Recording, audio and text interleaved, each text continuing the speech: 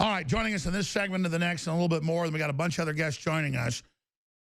We are learning so much now. Dr. Steve Pieczenik, of course, was at the State Department as head of psychological operations and other agencies, and of course with involvement with Delta Force, the founding of that. He has a lot of great sources. He's been spot on.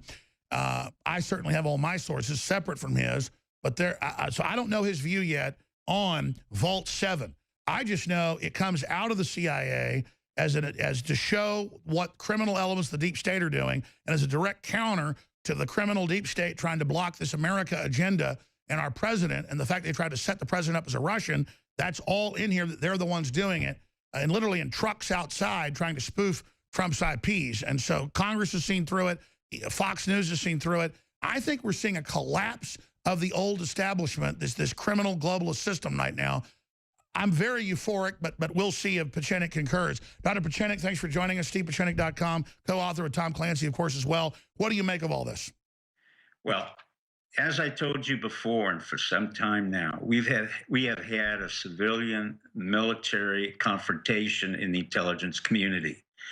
Much of what you're seeing now in Vault 7, which is a release of over 9,000 pieces of information, was forewarned several months ago to me. I knew this would be a continuation of Sure, you said more big leaks are coming if they don't back off. Excuse me?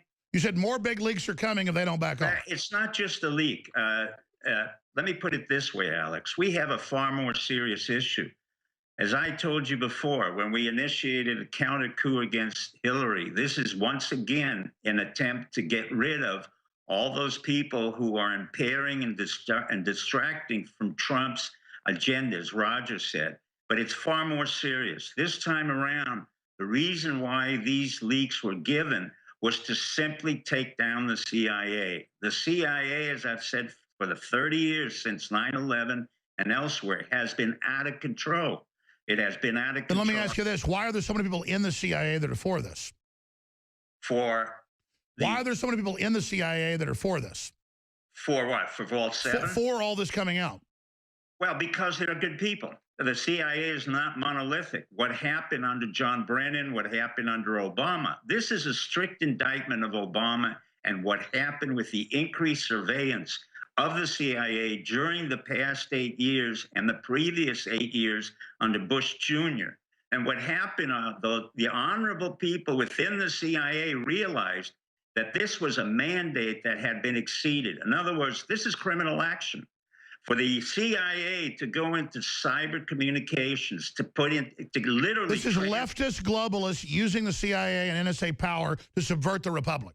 Well, let me be a little bit more expansive than that. This is not just the leftists and the globalists. This involves John D. Rockefeller, who was head of the Senate Intelligence Committee. This involves Susan Collins. This involves Mark Rubio. This involves Dianna Feinstein. This involves many people who are over the Senate Intelligence Committee who were aware of this for over 8 to 12 years and did nothing. They allowed this criminal action. There is no question this is a criminal action. The reason this was released by my people and others who are literally caring for the Republic and use Alex Jones as a means to get to the people of the United States was the simple fact that we can no longer maintain covert aspects to the CIA and cyber communication. One of the most important things that was released several months ago, and nobody realized it, was 0 Day, which was a film on Netflix, and Michael Flynn and General Michael Hayden was in it, and a bunch of others. Stay there. We're back in 70 seconds. We'll keep you into the next hour with the next guest as well. I'm Alex Jones. This is the InfoWar. History is happening before your eyes, and you're all part of it. Spread the word to people. Tune in right now. Infowars.com/show. The battle for the Republic is now. America wouldn't go down so easy, would it? And this is only the beginning. Dr. Steve Pieczenik, former spy master, works with a lot of agencies, to the State Department, joins us. He'll be with us 30 minutes into the next hour with, of course, another great brain, Michael Schneider. The Dr. Jerome Corsi has major White House contacts that are giving him all the intel with breaking stories that nobody's covering because they're so big, with the corruption. Hundreds of billions stolen by Obama out of Fannie Mae, Freddie Mac, looting everything. I mean, it's all coming out. The data dump has begun. Now let's go back to Dr. Steve Pieczenik. You were getting into the fact that major things are happening. Go ahead. What this is a game changer. What's happening in effect is that our community and the intelligence community, both civilian and military, what they're interested in is warning the American public and the world that the so-called smart appliances, let's say a phone, smart TV, Samsung, Sony, even your smart car, is totally vulnerable to the NSA and in particular the CIA. Now, the NSA always had the mandate for cyber command and cyber warfare. The individual and the institution that never had the command or the mandate was the CIA. It has to release its mandate or it will be prosecuted for crimes against the state. And it has already committed crimes against the state. Remember, when you and I first started, one of the reasons why I was so pleased to come on your show and to continue to be on the show was the fact that you represented the American public and you were not in any way influenced by mainstream media. The 9/11 issue was so embarrassing to our military, where they were literally bushwhacked into a war. And they were bushwhacked into a war by none other than the civilian CIA. And John Brennan was a major element, George Tenet, Peter Goss, a whole group of congressmen and senators who eventually became honorable or whatever else they did. They were criminals. In return, the intelligence community said, we no longer want to be part of a republic which dupes the American public. And that was why I was used as the mouthpiece and the individual to relate it to the American public, as long as you and I and the American people understood that the republic had to be paramount and that the individual was supreme in this republic. Well, by the way, I don't want to brag because I've known this for a long time. It's crazy. I'm not part of any intelligence agency. I just was an American patriot resisting this tyranny. But going back 18 years ago, 15 years ago, then 12 years ago, I've now confirmed with all these folks in SEAL Team 6 and Delta Force and Special Operations, their commanders would come in and say, you're to listen to Alex Jones. We can't tell you all this, but he's figured it out. I can legally tell you you're ordered to listen to that. And from deep inside all these agencies, and I wasn't even that good 15 years ago, but you were coming on then, they were ordered to listen to me. So it's not the whole agencies, but what was this ordering them to listen to me 15 years ago? What's that? Well, what had happened, and with all due respect to you, I know you're quite modest, but the issue was that you were able to stand forth as a fighter. You were a fighter within the business of news. Now, at that time, nobody understood what the alternative media was. No one could understand how could a young man from Austin, Texas, garner such a reputation and garner a huge audience of over 18 million. When you and I kept talking, and it started with Benghazi, it started with 9/11, it was with the nonsense of Osama bin Laden, the credibility that you created within the audience and within your own narrative was so important to our intelligence community that they understood this was a venue to talk to the public. They don't need David Singer. They don't need any of their David Ignatius of the Washington Post. They don't need any of these reporters. That's why what you're seeing in the press and on TV is the death. And I've said it for a long time. Let's talk about that when we come back in 70 seconds. You'll have the floor to talk about where we go from here, what we expect next, how the criminal elements, the deep state will strike back with Dr. Steve Pieczenik. Stay with us. I'm Alex Jones. All right, Michael Schneider's going to ride shotgun with us at the bottom of the hour. A columnist, read by millions a week. EconomicCollapseBlog.com. Hopefully we can stop that if Trump's able to turn the jobs back on, which he's doing a pretty good job of. But a lot of the globalist operations like Goldman Sachs and JP Morgan admit they're trying to actually implode the economy to consolidate it, despite the fact they've seen record profits under Trump. Best small business numbers since the 1984 recovery of Reagan. That's official news. Exxon Mobil announcing hundreds of billions of dollars of investment in the next 6 years, next 4 years on the Texas and Louisiana coast. I mean, it's just daily, these huge announcements that we're open for business again, that we won't prohibit you coming here and doing things. That's what globalism is, was selling off American assets, selling off the fact that we had more than half the world's wealth 30 years ago. Dr. Steve Pieczenik's riding shotgun with us as well, co-author with Tom Clancy, filmmaker, of course, involved in a lot of different agencies and helped broker the Camp David Accords, founder of Delta Force with General Boykin and Schumacher and others. And he can seriously, he's come on and told you there's been a major war inside the government, a civil war, a deep state war. He's been saying that for several years, and now it's all over the news today. So really what's happened is, what happens now that 9,000 documents come out, or 9,000 pages, Vault 7, the largest ever publication of confidential CIA documents. That's released today, massive coverage at Infowars.com. And they admit, we're remote controlling people's cars and blowing them up. They admit, yeah, we're breaking into your phones and watching and listening to you and your smart TVs. Well, that was all in the terms and service. We told you about that 15 years ago, but it's all here now. So what happens is what we've covered here becomes so mainstream, and even Fox News and CNN are forced to report it. And Obama's dumb enough to say, we're not surveilling President Trump or General Flynn, when a month ago they said they were in the news. So you're seeing that these losers are so arrogant, they think they're invincible. Obama set up this office 2 miles away from Trump, saying he's going to overthrow it. And Holder says, he's coming, like he's Christ. I mean, I'm not a psychiatrist like Dr. Pieczenik, but I mean, this is delusional crap. And I don't want us to be delusional either. We're in the fight of our lives, but we're getting the initiative. Trump isn't a coward. He knows what he's doing. And so this is an amazing time to be alive right now. Dr. Pieczenik, I want to go to our guests and have you go back and forth. But, I mean, what would you say this time is we're alive in right now? Then I'll ask Snyder the same question. I mean, is this not one of the most important times in U.S. history?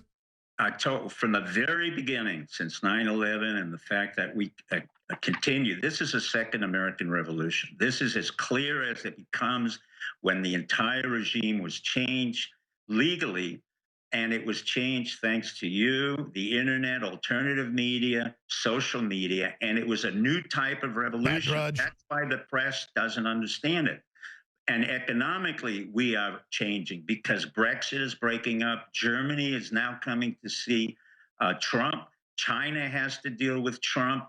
Japan had to deal with Trump. And your guest will explain why the economic dimensions are even more serious. But the reason why this was dumped out again, if you want to call it another counter coup on our behalf, where we did it against Hillary, we did it against Obama. Now we're doing it so that we can bring into the forefront the issue of cyberspace and cyber command and cyber warfare. That's what my people, both civilian and military. You said 3 years ago Snowden was a deep state deal to cut the wings of these out-of-control agencies. You've been proven right. Correct. Well, I don't want to be right. I just want to protect the republic. I want to make sure. I know you can't talk about a lot of secret stuff. I have a lot of sources too, but I mean, give us the feeling of how you knew 3 years ago that Snowden was actually doing this with a Patriot group and where this is going. Because when you hear a story that's concocted as follows, Snowden broke his leg in special forces, then he was hired by the CIA, then he was fired by the CIA, and then he was a contract officer for the CIA, then he was a contract officer for Booz Allen, and then I mean, it's so cockamamie, it's so convoluted. This is typical CIA nonsense. So when you hear a convoluted story like Osama bin Laden was killed when in fact he was already dead and he had a renal dialysis machine and he couldn't move, but they killed him in Pakistan, in the center of the most secure area in Pakistan, that was absurd. And so people like McRaven, the SEAL teams, and all the special forces, General Dempsey, they were all compromised by a stupid narrative which couldn't be corrected. And that's why the CIA has had a real problem. I said stupidity, arrogance, and incompetence has been the triad of the CIA for years. Whereas in military intelligence, if you come up with that kind of nonsensical story, you would have been fired and court-martialed. And you saw that with Manning, and you saw that with others. So from our perspective, the more convoluted the story, the more nonsensical it is. Obama was the candidate who was the most lethal of all. Everybody thought he was sweet, intelligent, and didn't do very much. You saw how lethal he was to the entire country. And I said it from the beginning. When you have a black individual, a mulatto, whose mother was in the CIA, whose grandfather and grandmother were in the CIA, and they worked for the East-West Center under what I control, then you know you have a CIA operative who really doesn't know strategy and instead functions on tactics, on lies and deception. So to simplify it, we have patriots from all the agencies, but mainly the Army and the military saying no to the CIA and the globalists. Because we're trained. When we go into the military, we're trained to pledge allegiance to one thing, the Republic. We're trained to pledge allegiance to the Constitution and the But the Republic. CIA's full of a bunch of leftists now since the 70s. Well, the CIA was full of leftists, universalists, lesbians, gays, transgender. They don't care. Their only interest is to increase their capabilities and to violate the laws of the So Constitution. it's a power grab. It's more than a power grab. It's a stupid, self-destructive entity which came out of a brilliant group of individuals who are white Anglo-Saxon Protestants. They came from the elite schools. They knew exactly what they were doing.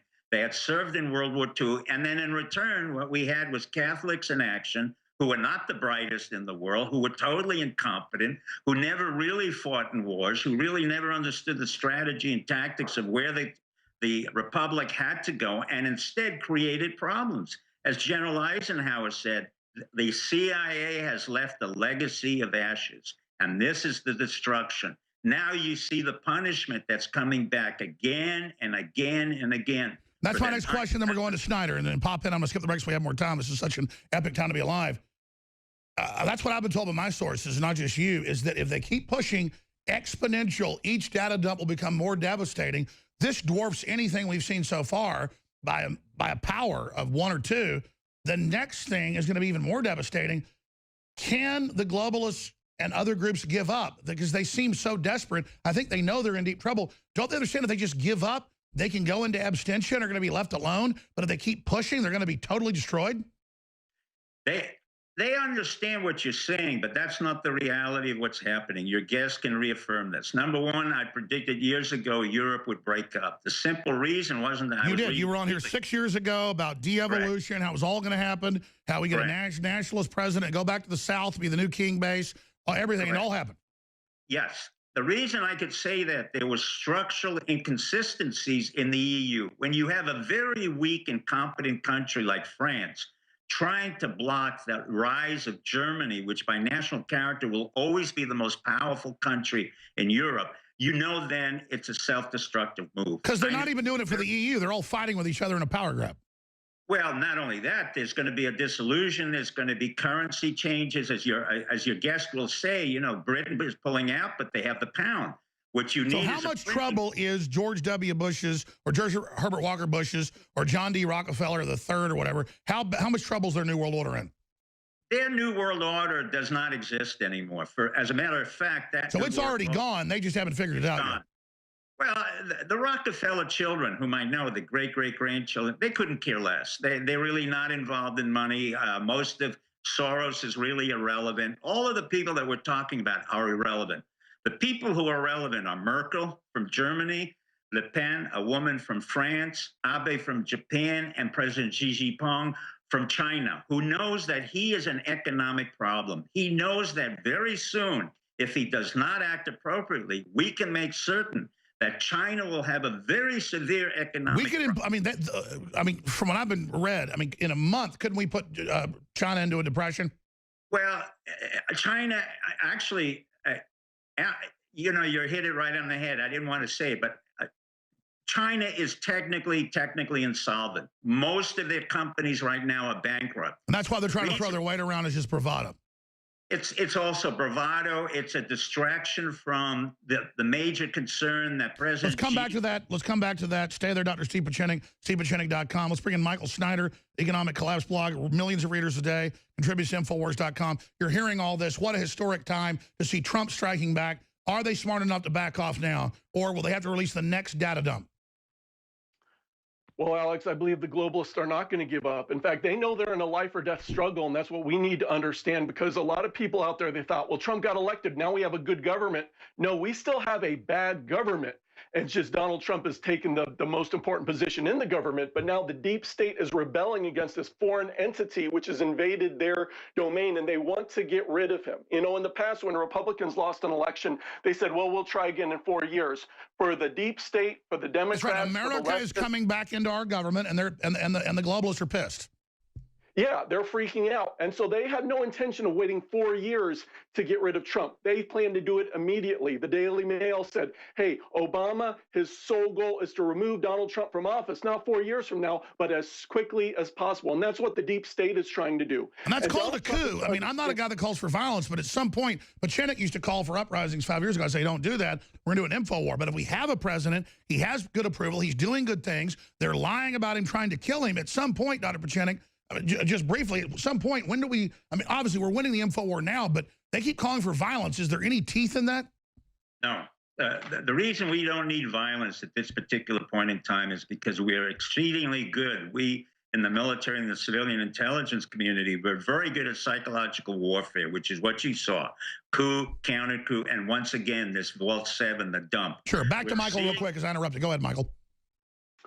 Oh, everything you guys are saying is true. We've got this struggle within the government. And Donald Trump, you know, he got elected and he went to work right away trying to do the things he was elected to do. But he needs to realize that Trump is not going to last long unless he wins this battle against the deep state. Because the deep state, they have the initiative right now. They're just going to keep lobbing grenades and scandals at Trump. I agree, but isn't this a giant counterstrike with this Vault 7?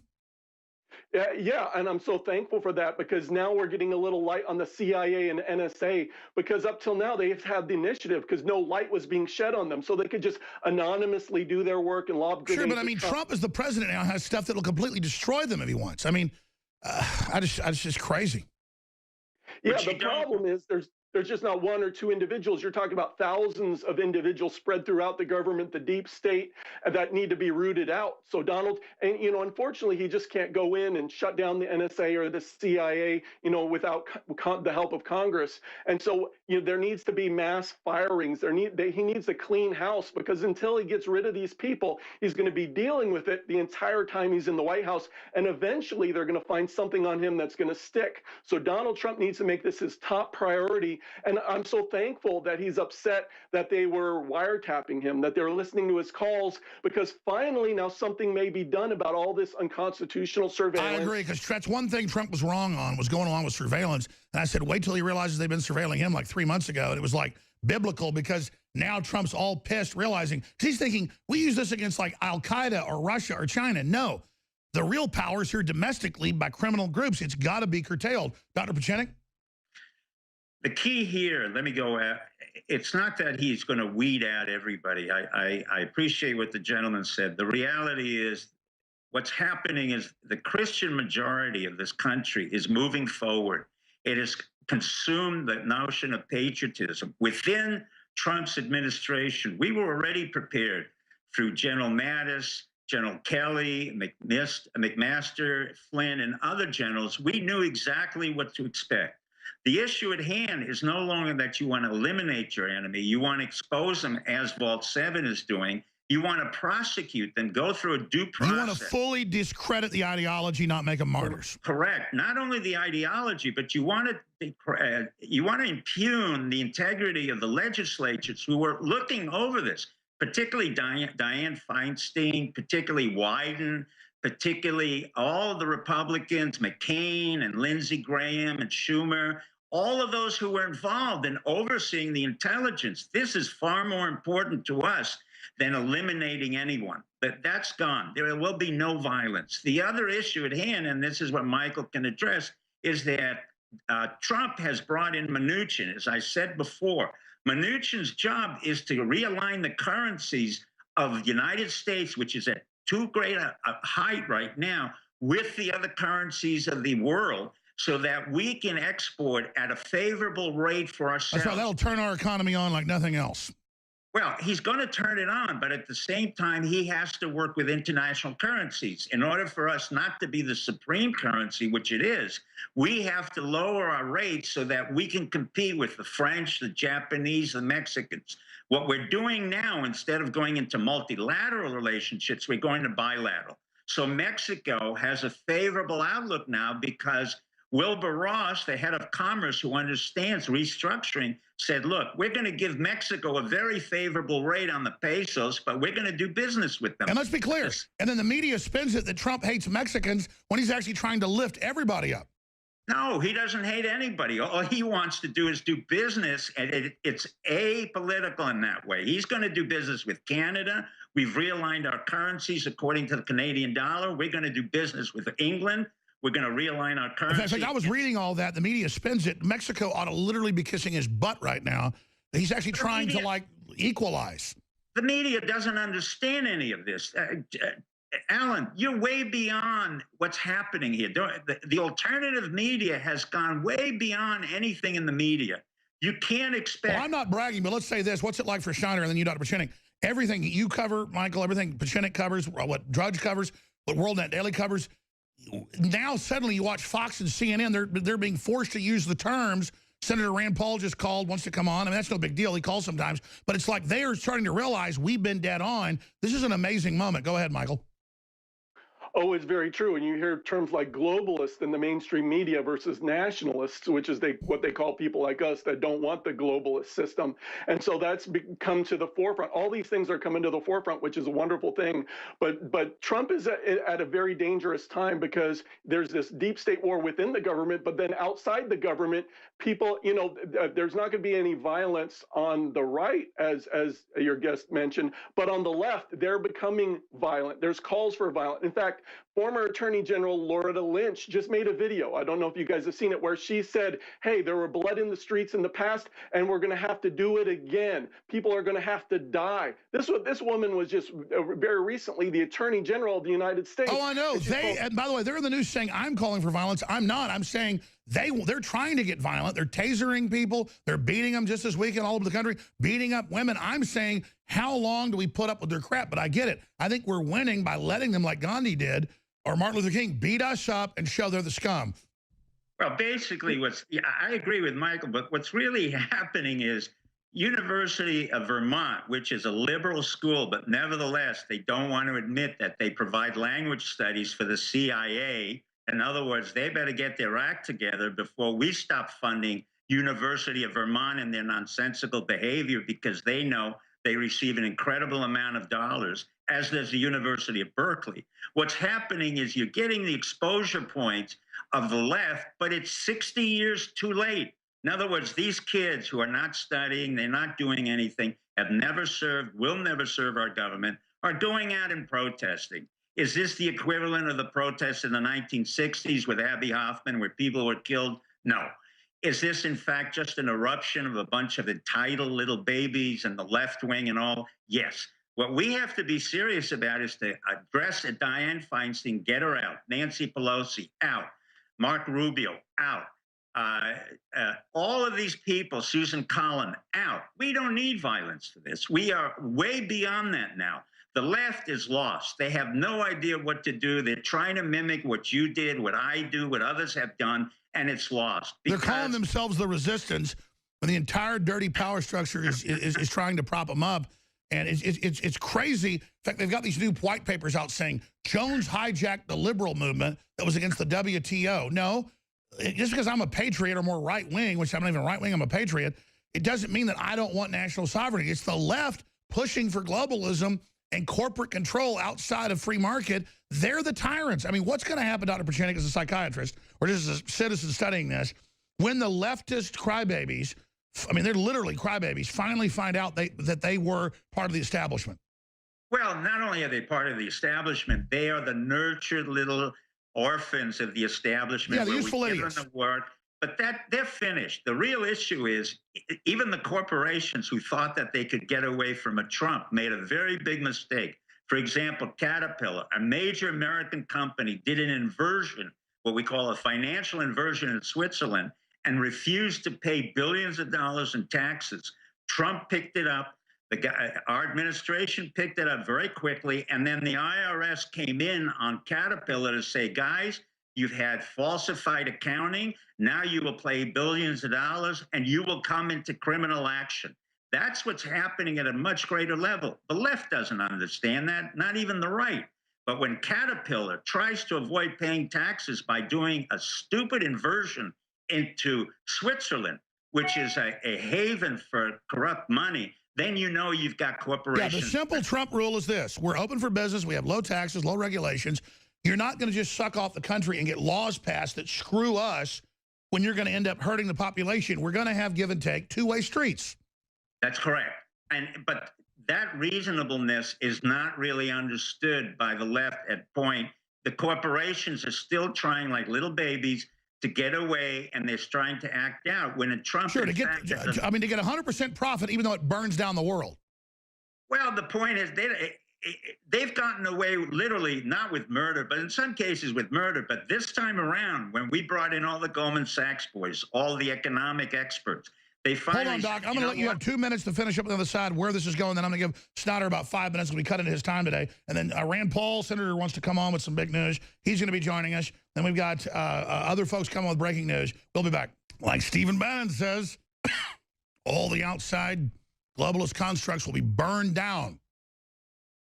This is a real revolution against tyranny you're seeing. 21st century war. Dr. Steve Pieczenik's going to finish up, stevepieczenik.com. Former spy chief, hooked into everything. Everything he's talked about has really come true. He's been one of the most accurate guests we've had in decades. 22 years now on air. It's been 22 years as of April. I forgot to announce that on air. I keep saying 21 years. I get older and older here. 43 years old now, but on air since I was 21. Then, of course, we have Michael Snyder, great brain on this. I'm going to give him about 5 minutes in a moment to finish up his comments. But the media is not going to tell you, though they're starting to, how big a deal this latest data dump is. It's exposing the CIA, the deep state, how it's been used to blackmail Congress, try to set up Trump. It's all coming out. And yes, this is the counterstrike. I don't even know if the president knew about this, but he was told you're being wiretapped by the agencies. He knew it was accurate. And so now this is just backing it all up. And there's even more, I'm told. So, Dr. Pieczenik, let me ask you this. Other points you want to make, but then how does the establishment that's left, because they're so damn delusional and arrogant, how do they counterstrike? Or is the delusion I see, is the bravado and the hubris fake? Is all this chutzpah fake or is it real? And how do you, as a guy that predicted this 6-7 years ago on the air, how does all this lay out? How do you see the breaks happening? Happen. This is the third coup and counter coup that we have been involved with. I told you weeks ago we would do this, we would do it again.